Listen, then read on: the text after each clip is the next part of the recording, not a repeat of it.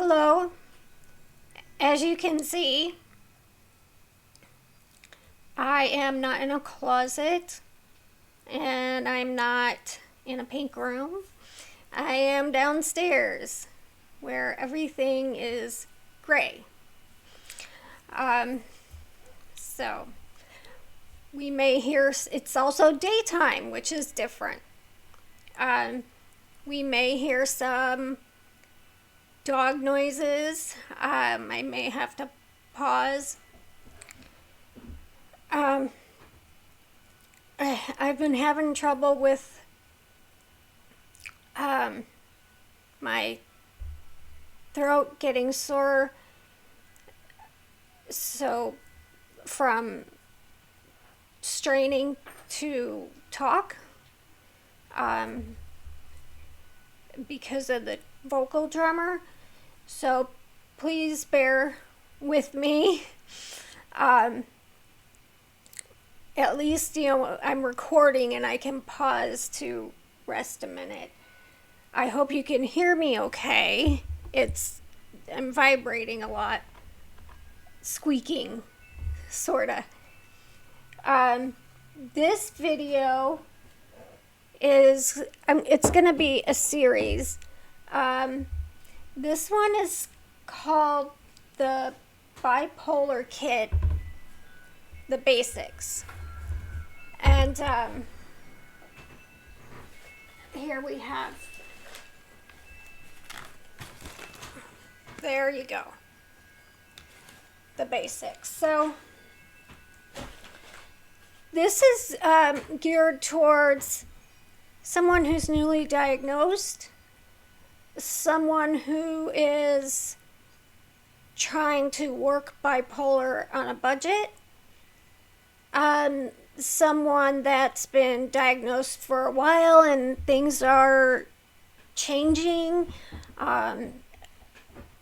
Events have changed or moods have changed, medication has changed, and you want to get back to the basics.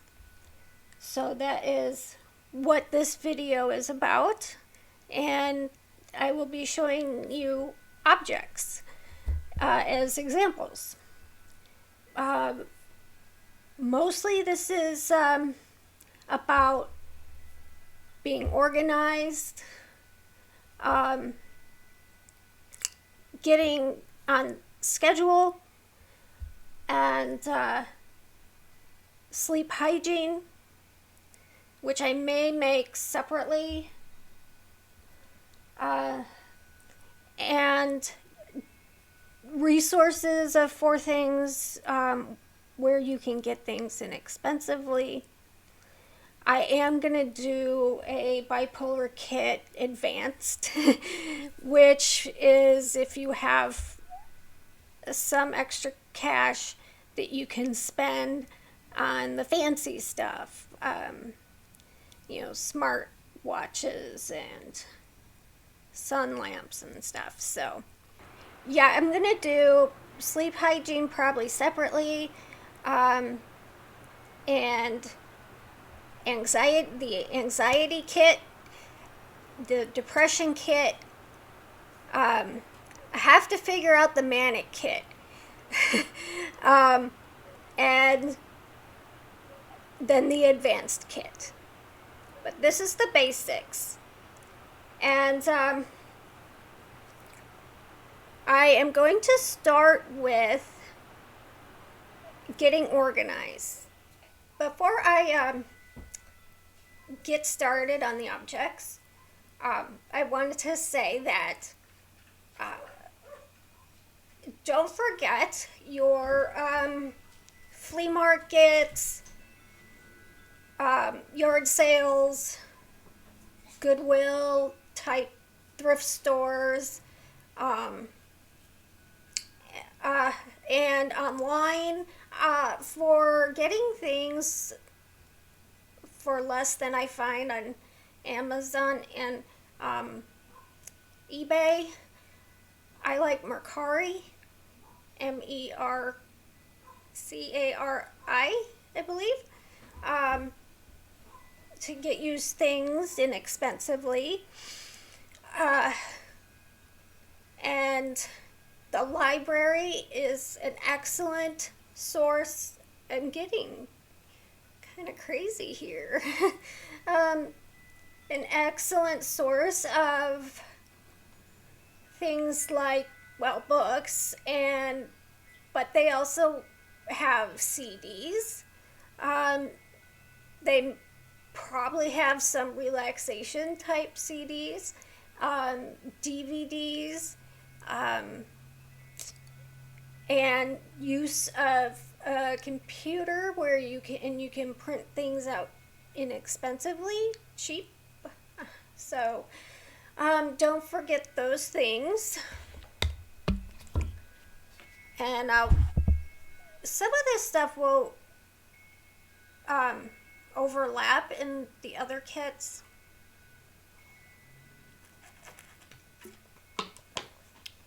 Okay. So I'm going to start with getting organized.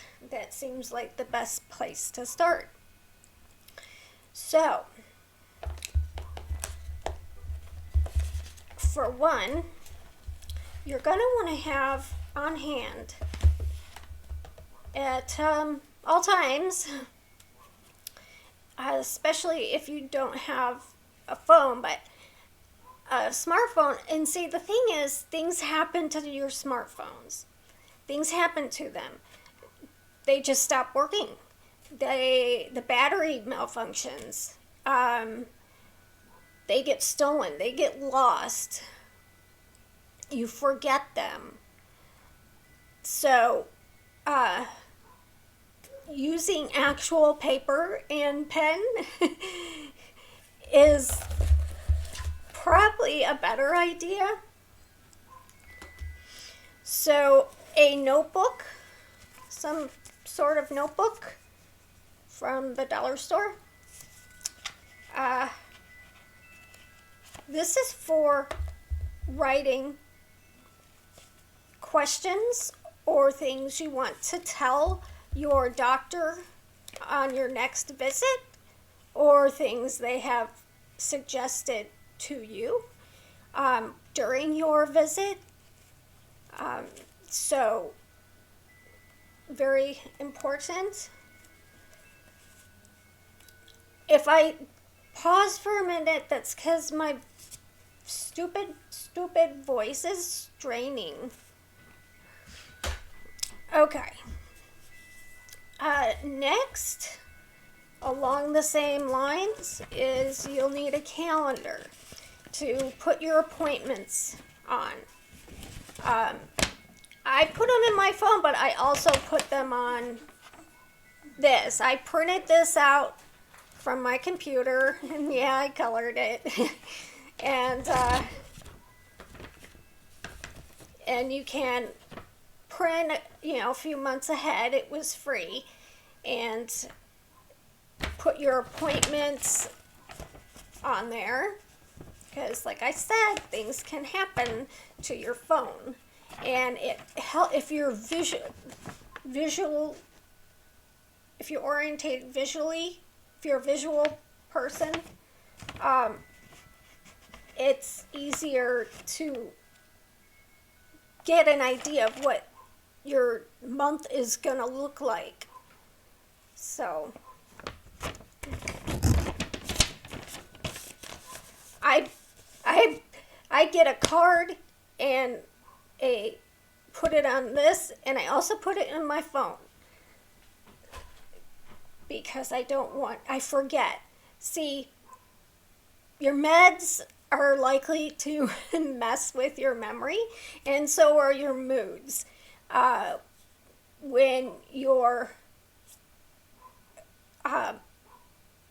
When you are manic, it's hard to retain anything because you're jumping from idea to idea, racing thoughts. It's hard to anything to settle into your head.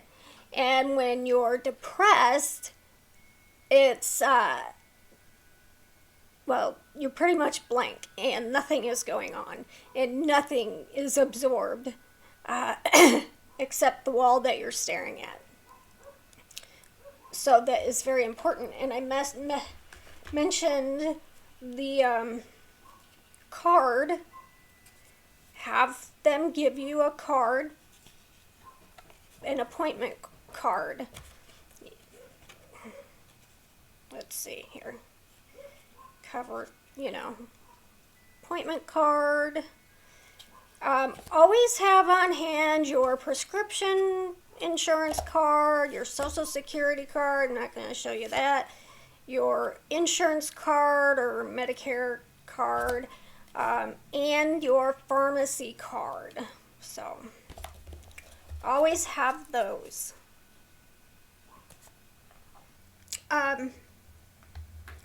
Let's see. Next is the pill box. This is vital. This is very important. And I know I say important a little strangely, but anyway,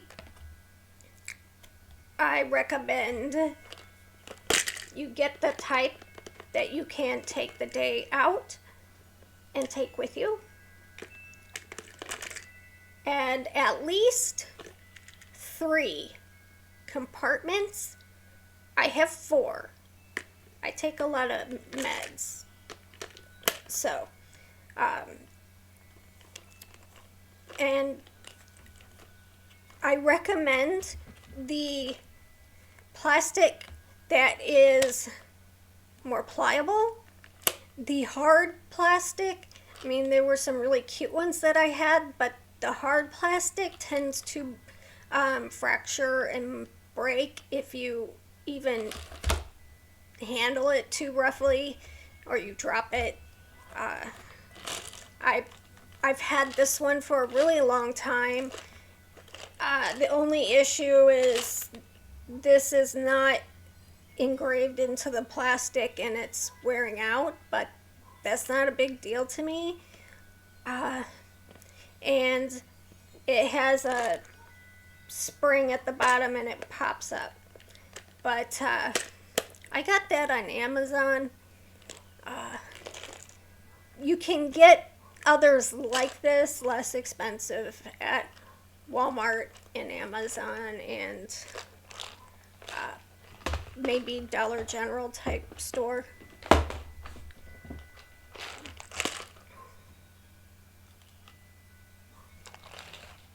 Okay. Next is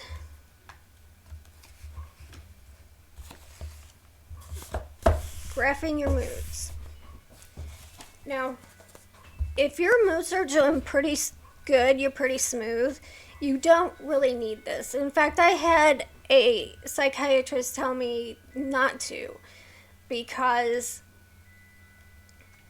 it keeps you just too focused. She said, you identify with your, I think she said illness, but I say condition. You identify with your condition. And maybe if you're just diagnosed or things are going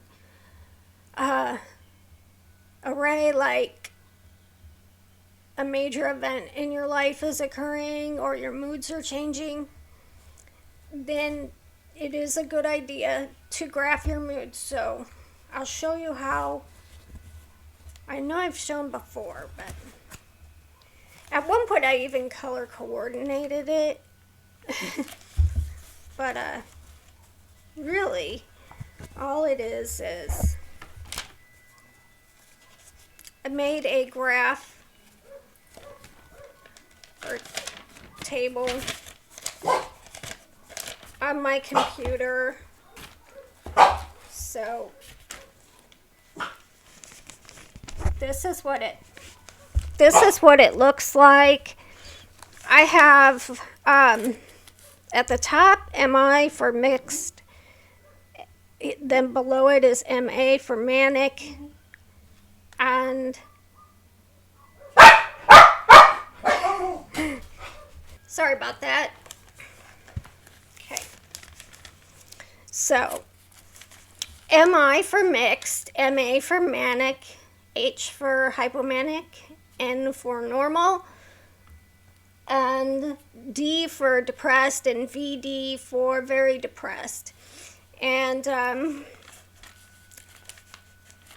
I just put an X at the end of the day.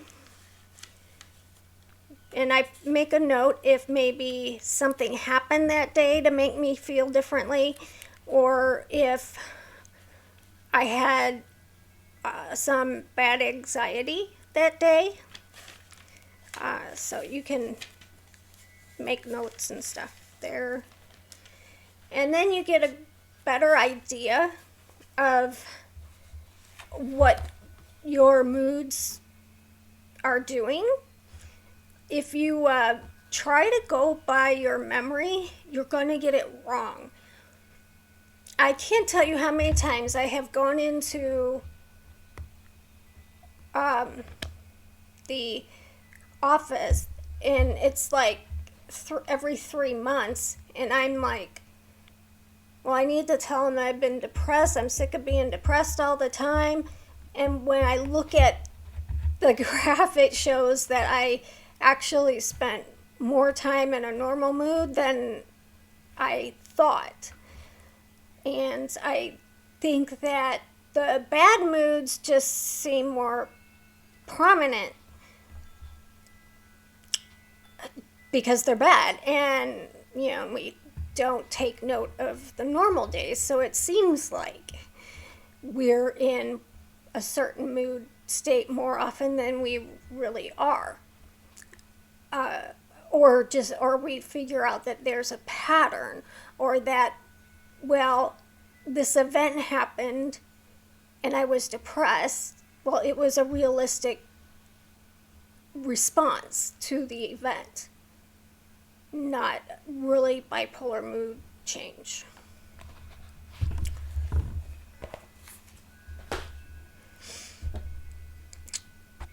Let's see.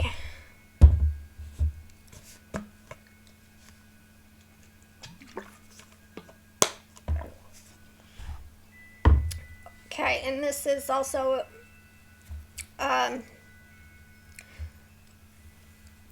let's see, I think I'll go with this next, and it's a watch. You need a watch on your person because, like I said, things can happen to your phone. If you rely on your phone too much, phones can get lost, get stolen, the battery can die, and you're without all the information you put in it. Maybe you can't afford a smartphone, and you're on a tight budget. This I got from Walmart. I think it was $15. They have some more inexpensive ones, but I have found that they don't work as well if you just go up one notch further. And it's really good for them to show you the day of the week, the month, the date, the time, and it's really nice if they have 2 alarms, and you can set this for medication time or time to start getting ready for bed, and it's right there on your body. And if you get a watch from Walmart, they'll change the battery, but it might be just, I don't know, this one's still going and been chiming for like a year in a drawer because I now have a smartwatch. So yeah, you don't need anything super fancy or expensive, and I kind of like this one because it looks like sci-fi, like, to me.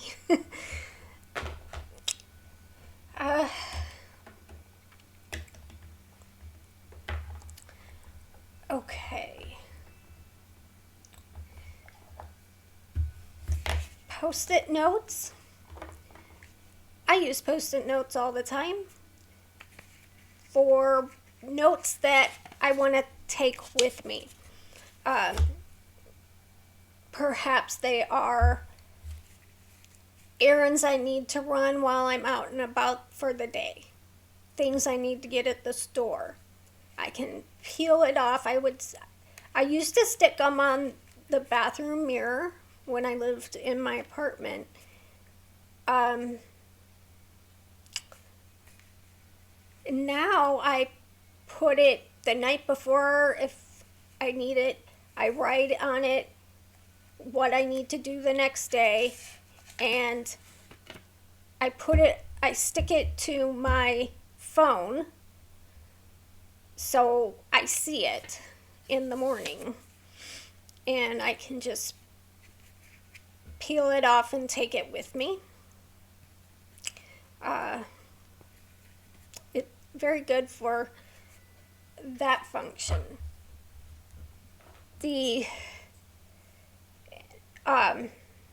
And like I said, for all of these things, check your dollar store first, because a lot of the things like post-it notes and stuff are just as good as anywhere else. A dry erase marker. I use a dry erase marker to write on the bathroom mirror or the mirror I have in my bedroom. You can write down lists of, or like what maybe appointments or your list for daily activities. You can write messages to other family members, and it just wipes right off just like a dry erase board.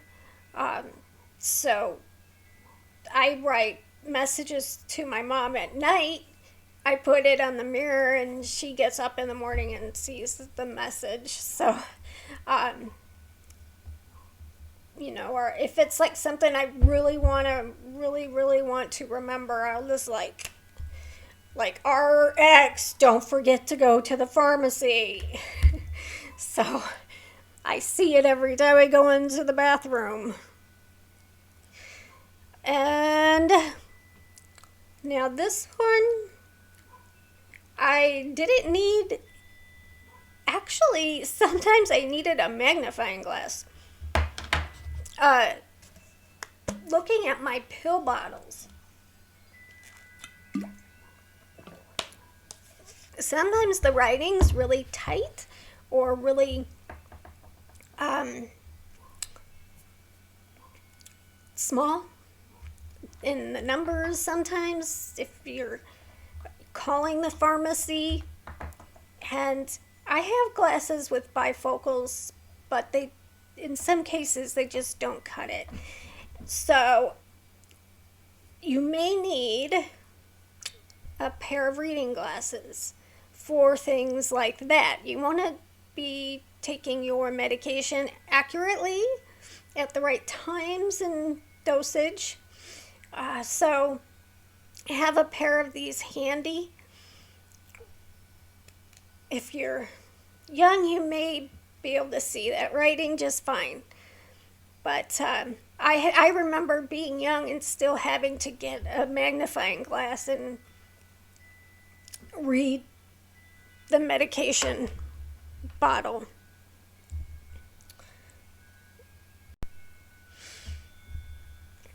And this is the last section. A lot of medication given to treat bipolar disorder will dry your skin, dry your mouth, dry your eyes, pretty much everything. So you will need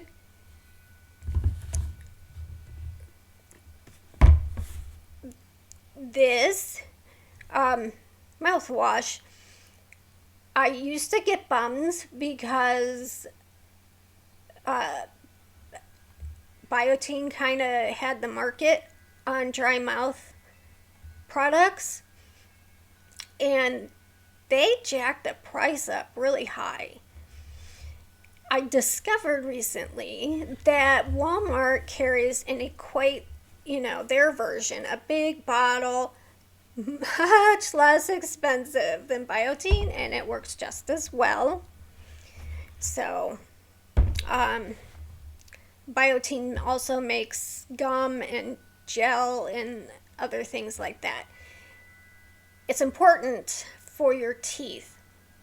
When you have a dry mouth and gums, they pull away from your teeth, exposing the parts that don't have enamel, and crud gets in there and you get cavities and it's a mess. So you want to keep your mouth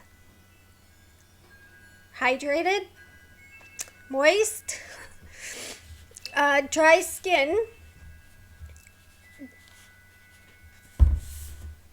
you need a good lotion. A lot of the inexpensive lotions just kind of slide over your skin and doesn't really absorb. This is not the most expensive lotion, but it's not the least expensive. Wait, did I say that right? It's middle ground. It's the one that I have found that works at that lower price. So, and it is St. Ives. I've tried all different kinds of their concoctions, and all of them do a really good job of absorbing and keeping you from being dry skin, itchy.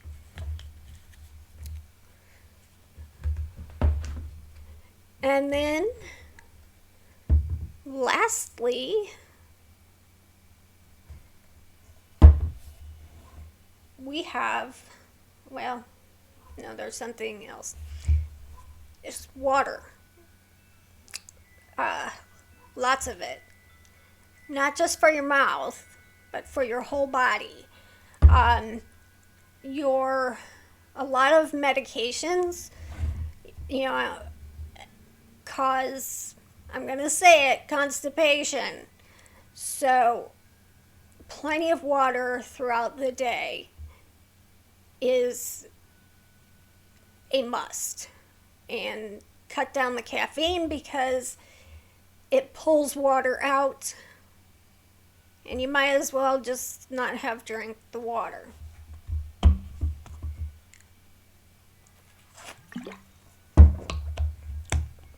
I have really bad dry mouth issues, and so I drink a lot of water. Let's see. There's one thing else. Okay, this last thing is kind of just a bit of advice. It's about this time that you should be exploring alternative therapies, such as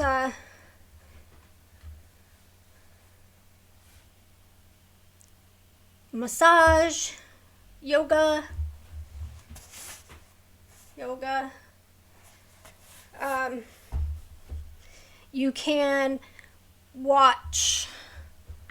You can do yoga on YouTube.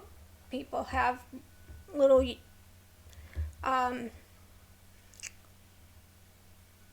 videos, instruction videos on yoga, basic yoga. I have done yoga. I have been to yoga classes. I really miss it, and I wish that I would be able to go again soon. Massage is something that is awesome but expensive. Massage, tennis ball. If you get one for dogs called Kong, they're a little more pliable. Anyway, what you do with this is you just roll it on your neck, muscles, shoulder muscles, and it's very relaxing, very tingly, feels very good. And for a deep back massage, you can put it on the floor and lay on it and kind of move your body across the ball, like that. And it works really well. I also, things like aromatherapy. I find I like sandalwood and patchouli to be very relaxing. Some lavender, and I don't like anything perfumey, like flowery. And I'm going to talk more about those in depression and anxiety kit. And I forgot one of my organization's skill thing here because it fell on the ground. Index card. At least I think I did not do this. No, I didn't. Index cards. When my mood is mixed or manic and I am just bouncing around and not accomplishing anything, if I am depressed and I'm not motivated to do anything, I will go to my schedule, like for each hour, what I'm going to be doing. And it helps me come back to, mania out here flying around in my head. It brings me back to the earth. And I can see it is 12 o'clock. I need to do this thing, go for a walk. And then I'm more likely to be able to go for the walk and actually finish, the activity. When I'm depressed, I use it as a way to because my mind gets completely blank when I'm depressed and I can't make plans. I can't plot out my day. So it's like, okay, well, now I need to eat. So it is helpful for that. Did I talk about the book? Read books about bipolar disorder. People who have had it and wrote about it. Don't get all your information online or from other people.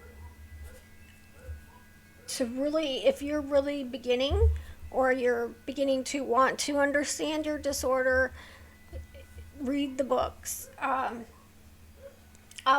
put a list in the description. The one that comes up most, I think, is An Unquiet Mind by Kay Redfield Jamison. And her story is very interesting because she was studying bipolar disorder and failed to recognize the symptoms in herself. So that's a very good story. There are some new ones. I think there are some more by men. When I was reading, there was only one that I knew of that was by a man, Electro Boy. But I think there's some more now, so I'll try to look those up and include them in the list. I think I did not talk about, I talked about graphing your mood, but I didn't talk about journaling and why it's important. For one, I think a lot of my journaling is venting. And that can be very important because there are things that we just need to get off our chest that we can't really say to other people. You can write about your fears that are maybe things you don't want to express to anyone. Little things that irritate you and big things that have happened and how you feel. I think it really helps you learn how learn about yourself and how you feel about yourself and the world around you. And a lot of times when you get something down, you can leave it there. You don't have to go back and read it. I mean, when you can tear out the pages and put them in the fire, whatever. But sometimes just getting it and down and leaving it there and then being able to go about your day or go to bed can be very therapeutic and helpful. I find it very useful. Also, sometimes I'm ruminating when I'm supposed to be falling asleep. And if I sit down and write those thoughts down, it's like I can leave them there in the journal and go back to bed. And I don't worry quite as hard or as much. So, and a lot of times you can solve problems by yourself by writing about them.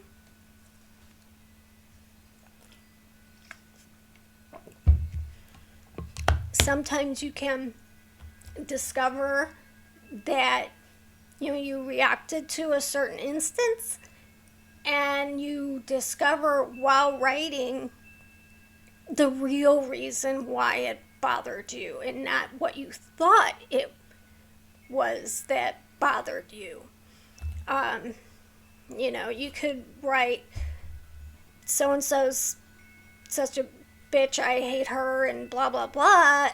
And when you start writing about the event that's you're dumping that about, and then you realize, well, I thought this person was my friend and they disappointed me and I felt disappointed. And sometimes you can be surprised what you learn journaling, and it doesn't have to be like pages and pages and pages. It can just be a paragraph. You don't have to do it every day. You don't have to show it to anybody. You don't have to show it to your therapist or your doctor or your spouse. It's for you. It's private. And I know I'm going on about that because I think it is really important. I don't think people realize. And honestly, you might want to journal online. And if that really is your thing, I guess go for it. But you're using a different part of your brain when you write, when you retrieve thoughts and memories and feelings and you write them, then what you use a different set, not as in depth when you type on your laptop. So I don't think you can get as deep and Yeah, the depth is completely different. It's just like online or just on your, say, tablet or something or computer. It's like just sliding across ice. It's like superficial. But writing is more like swimming. And you're using all your muscles and you're working to get somewhere. And yeah, so that's kind of how I think of it as. I know I wasn't very organized. I think I got everything. Hi. I did forget two things in the topic of drying your body out. Medications can dry your eyes out.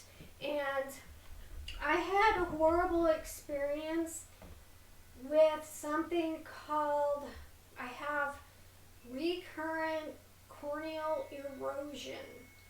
It is very, very painful. Basically, what happens is you wake up in the morning, your eyes have dried out from your medication. You wake up, you open your eyes, and the epidermal layer of covering your cornea that is in direct contact with the back of your dry eyelid comes off. And it feels like you have something in your eye all day, and it gets worse as the day goes on, and it's just watering and it's painful and you're rubbing, and I was in the emergency room twice. First, the doctors didn't know what it was, and they're like putting all this stuff in, and they're like, we can't see anything in there, and I'm like in pain. And it wasn't until the second time they sent me to the ophthalmologist, and he said that it keeps happening. They're gonna have to debride it, go in and debride it. Now that sounds horrible. So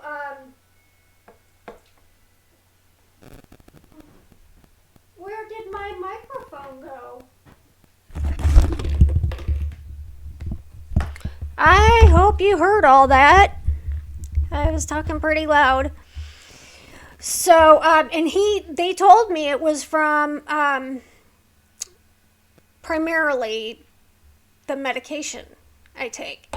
And I use this sometimes during the day, but definitely at night. And sometimes I use the ointment. It's like a gel, though. These are gel drops. Refresh. Gel drops. They're the artificial tears and stuff are not going to do the trick. Put these on before you go to bed, or any as you need it during the day. They're awesome. And from day one, you're going to need a system for your medication to know when they need to be refilled, so you're never without. My system is all my bottles are in a box. It looks really scary. There's a lot of stuff in there. Some of it's just old that I don't want to throw away for some reason. When you go without, when money has been scarce and medication difficult to pay for, you become a hoarder of medication. It's like, I'm never going to take this again, but I paid for it. I don't know. So what I do is I get what I need out of the box. I fill this, and any of the bottles that are looking low, maybe just have less than a week left, I set them on a table that is by my bedroom door in that same spot. I see them when I look down to get my keys or other things, my chapstick. They're right there. So I see them. I'm like, oh, I need to get these refilled. I can grab them and take them with me and go. Pharmacies, you need a good pharmacist. I had to switch mine. I told them not to automatically refill, only refill when I ask for a refill. I was like very blunt, these are psychiatric meds. There's a reason why you shouldn't have any more than you're given. So, I mean, like, I would have like 2 full bottles of lithium because my doctor would call them in, and so they just fill them and not even look at what I already had at home. And I go in and they're like, okay, we got 5 for you. I'm like, no, I only needed 2. And they, so you have to, you need a good pharmacist, and at the same time, you have to double check their work. You have to be on top of it, and always double check what they're about to give you before you pay for it. What you're paying for. Always look, before you leave, look at the bottles to make sure they have given you the proper medication. Make sure the little letters like XR for extended release or CR for continuous release. Make sure those are on there. The dosage is right. How often you're supposed to take it is right. And when you are prescribed a new medication, ask your doctor, is this okay to take with all the meds I'm on now? Ask every doctor that prescribes you a pill that. Then, when you go to the pharmacy, ask the pharmacist, is this medication going to mess with or interact with anything I'm already on? I ask everybody because I have been left out of the loop of some information at times and discovered it on my own and was like, what the heck? Nobody mentioned this to me. You need to know the side effects. Some medications will make you drowsy, and then you add another medication, and instead of making it double drowsy, you're quadruple drowsy. Make sure you're not taking 2 of the same type of medications. You don't want to be taking clonazepam while you're taking Xanax. It's just easier to say. One doctor might prescribe you Valium for something, and you're taking Xanax, so you have to be really careful. Look up your medications. Read the sheets that the pharmacist gives you, so you know what kind of drug. A lot of our medications are actually for epilepsy or seizure disorders or things like that. So, read up, double check, and I do in fact believe that is it. Bye.